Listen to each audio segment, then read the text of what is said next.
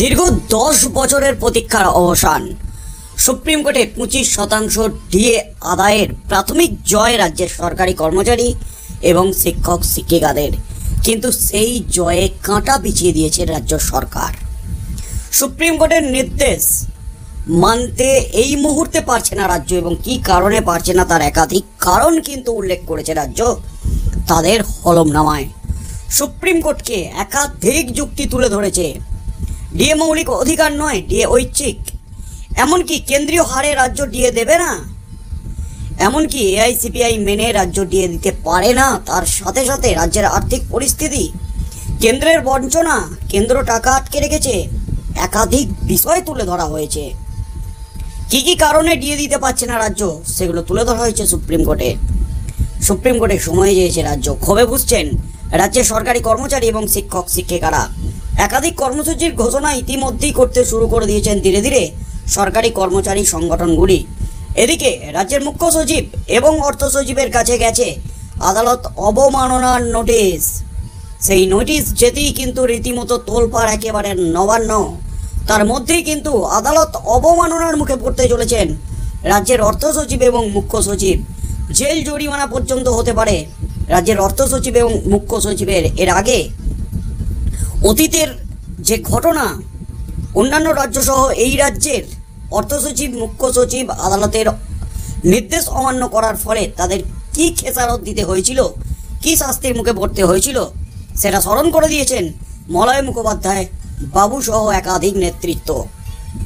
তার মধ্যেই কিন্তু এবার প্রবল চাপে অবশেষে কিছুটা হলেও নতি স্বীকার করল রাজ্য। অবশেষে রাজ্য সরকারি কর্মচারীদের দাবি মানল রাজ্য।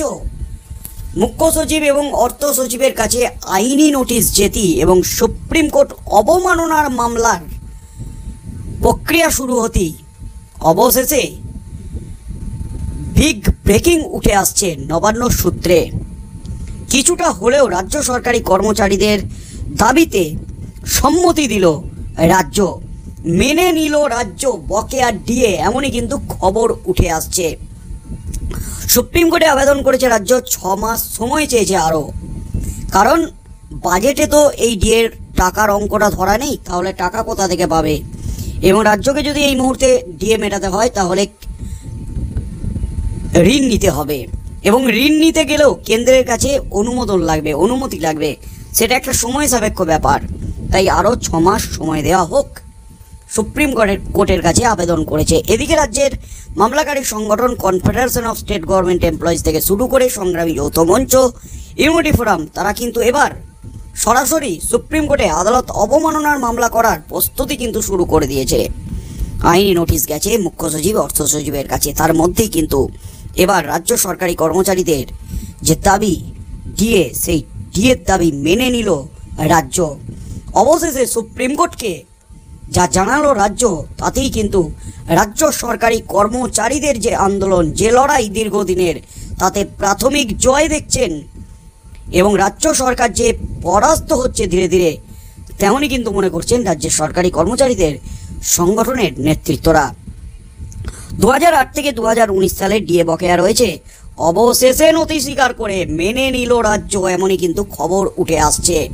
অর্থাৎ যে দাবিটা দীর্ঘ 10 বছর ধরে চলছে, দীর্ঘ 10 বছর ধরে যে দাবিটা বকেয়া ডিএর দাবি, যে দাবি এতদিন ধরে রাজ্য মানেনি, সুপ্রিম কোর্টের 25% ডিএ দেওয়ার নির্দেশের পরেও রাজ্য সরকারের কোনো উচ্চ বাচ্চা থাকেনি।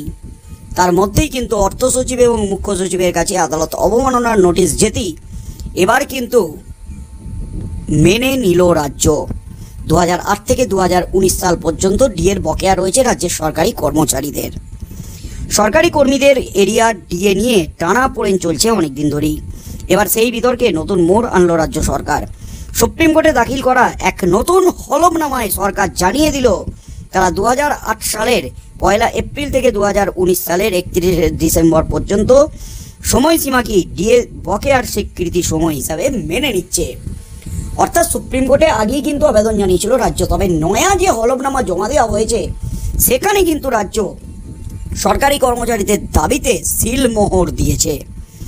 2008 সালের 1 এপ্রিল থেকে 2019 সালের 31 ডিসেম্বর পর্যন্ত ডিএ বকেয়ার রয়েছে। এই সময়সীমা কি ডিএ বকেয়ার স্বীকৃতি হিসাবে মেনে নিয়েছে নবান্ন এবং অর্থ দপ্তর। তবে সেই বকেয়ার অর্থ কবে মেটানো হবে বা আদৌ মেটানো হবে কিনা সেই প্রশ্নের উত্তর কিন্তু এখনও মেলেনি। বকেয়া ডিএর যে নির্দিষ্ট সময়কাল কিন্তু অনিশ্চয়তা কাটেনি। রাজ্যের এই পদক্ষেপে অন্তত একটি বিষয় পরিষ্কার হয়েছে, ডিএ বকেয়ার সময়সীমা। প্রাক্তন এবং বর্তমান কর্মীরা এবার নিশ্চিত হতে পারছেন যে এই 11 বছরের সময়কালের মধ্যেই যারা চাকরিতে ছিলেন তারাই কিন্তু সরকারের হিসেব মতো বকেয়ার দাবিদার। কিন্তু রাজ্যের পক্ষ থেকে স্পষ্ট জানানো হয়েছে এই মুহূর্তে তারা অতিরিক্ত ডিএ মেটানোর আর্থিক সামর্থ্য রাখে না। রাজ্যের হলফনামা অনুযায়ী ইতিমধ্যেই কর্মীদের একাধিক আর্থিক সুবিধা দেওয়া হয়েছে, তাই আরও 25% বকেয়া ডিএ মেটাতে আপত্তি রয়েছে রাজ্যের। 2008 থেকে 2019 সালের বকেয়া ডিএ রয়েছে, তবে সুপ্রিম কোর্টের রায় কিন্তু নির্ভর করছে ভবিষ্যৎ। এই মুহূর্তে গোটা বিষয়টাই সুপ্রিম কোর্টের সিদ্ধান্তের উপর নির্ভর করছে। রাজ্য সরকার আদালতের কাছে একটি মডিফিকেশন অ্যাপ্লিকেশন দাখিল করেছে যাতে অতিরিক্ত অর্থ মেটানোর নির্দেশ না দেওয়া হয়। এই আবেদনের যুক্তি হিসাবে তারা আর্থিক চাপ ও আর্থিক সুবিধা দেওয়ার বিষয়টি তুলে ধরেছে। এখন আদালত কিভাবে বিষয়টি বিবেচনা করবে তাই কিন্তু কর্মীদের ভবিষ্যৎ নির্ধারণ করবে আগামী দিনে। এর মধ্যে কিন্তু কর্মীদের ক্ষোভ এবং হতাশা দিন দিন বৃদ্ধি পাচ্ছে। রাজ্যের এই অবস্থানে কর্মীদের ক্ষোভ কয়েক গুণ বৃদ্ধি পেয়েছে। একদিকে সরকার ডিএ বকেয়ার স্বীকৃতি দিলেও অর্থ মেটানোর কোনো স্পষ্ট পরিকল্পনা বা কোনো রকম দিশা দেখায়নি, যা কর্মীরা নিজ নিজ অধিকার নিয়ে অনিশ্চয়তা ভুগছেন। কর্মী সংগঠনগুলির মতে আদালতের রায় না আসা পর্যন্ত পরিস্থিতি স্থবির থাকবে, যা কর্মীদের উপর মানসিক এবং অর্থনৈতিক চাপ বাড়াচ্ছে। তবে এই মুহূর্তে বকেয়া ডিএ বিষয়গুলির মূল দিকগুলো সেটা হলো বকেয়া ডিএর সময়সীমা যেটা মান্যতা দিল রাজ্য অবশেষে 1 এপ্রিল 2008 থেকে 31 ডিসেম্বর 2019 পর্যন্ত। রাজ্যের যে দাবি নয়া হলফনামায় ইতিমধ্যেই অনেক কিছু দাবি অন্যান্য সুবিধা দেওয়া হয়েছে, তাই ডিএ দেওয়ার পথে কিন্তু রাজ্য নেই। এই নির্দেশ তুলে নেওয়া হোক। অতিরিক্ত অর্থ রাজ্য দিতে পারবে না। রাজ্যের আর্থিক অবস্থা একদম খারাপ, ভারেমা ভবানী অবস্থা। এই মুহূর্তে সুপ্রিম কোর্টের উপরে কিন্তু নির্ভর করছে সব কিছু। পরবর্তী শুনানিতে আদালত যদি রাজ্যের যুক্তিকে মান্যতা দেয় তাহলে কর্মীরা আরও দীর্ঘ সময় বকেয়া পাওয়ার আশা হারাতে পারেন। অন্যদিকে আদালত যদি কর্মীদের পক্ষে রায় দেয় তবে রাজ্য সরকারকে অর্থ মেটাতে বাধ্য করা হতে পারে। এই অবস্থায় কর্মীরা চাইছেন যেন আদালত দ্রুত রায় দেয় এবং এরিয়ার ডিএ নিয়ে অনিশ্চয়তা দূর হয়। রাজ্য সরকার যে সময়সীমা জানালো সেই সময়সীমা নিয়েই কিন্তু একটা জটিলতা চলছিল। বিভিন্ন মহল থেকে বিভিন্ন দাবি উঠে আসছিল। কেউ বলছিলেন 2009 থেকে 2019, কেউ বলছিলেন 2008 থেকে 2019। তবে রাজ্য স্পষ্ট করে দিল সুপ্রিম কোর্টে 2008-এর 1 এপ্রিল থেকে 2019 পর্যন্ত, 2019-এর 31 ডিসেম্বর পর্যন্ত এই বকেয়া ডিএ রয়েছে, 4 টাকা রাজ্যের সরকারি কর্মচারীদের প্রাপ্য। সরকারি দাবি অনুযায়ী এই সময়সীমার মধ্যেই যারা কর্মরত ছিলেন এবং অবসর নিয়েছেন তারাই কিন্তু এই বকেয়ার দাবিদার। এই মামলার পরবর্তী ধাপ কি হতে পারে তাহলে? যেটা খবর উঠে আসছে, আদালত রাজ্যের আবেদন মঞ্জুর বা খারিজ করতে পারে এবং তাতে নির্ধারিত হবে ডিএ মেটানো হবে কিনা।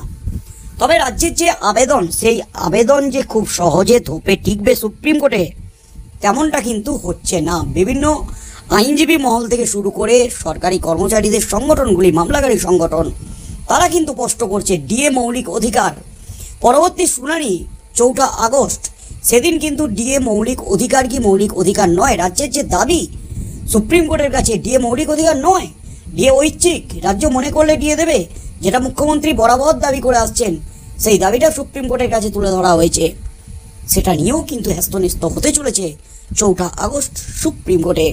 অর্থাৎ সুপ্রিম কোর্ট রাজ্যের এই যে দাবি অতিরিক্ত অর্থ রাজ্য দিতে পারবে না, এই নির্দেশ তুলে নেওয়া হোক, এই যে দাবি, এই দাবিকে কি মান্যতা দেবে নাকি ফের রাজ্য সরকারি কর্মচারীদের পক্ষেই রায় দেবে?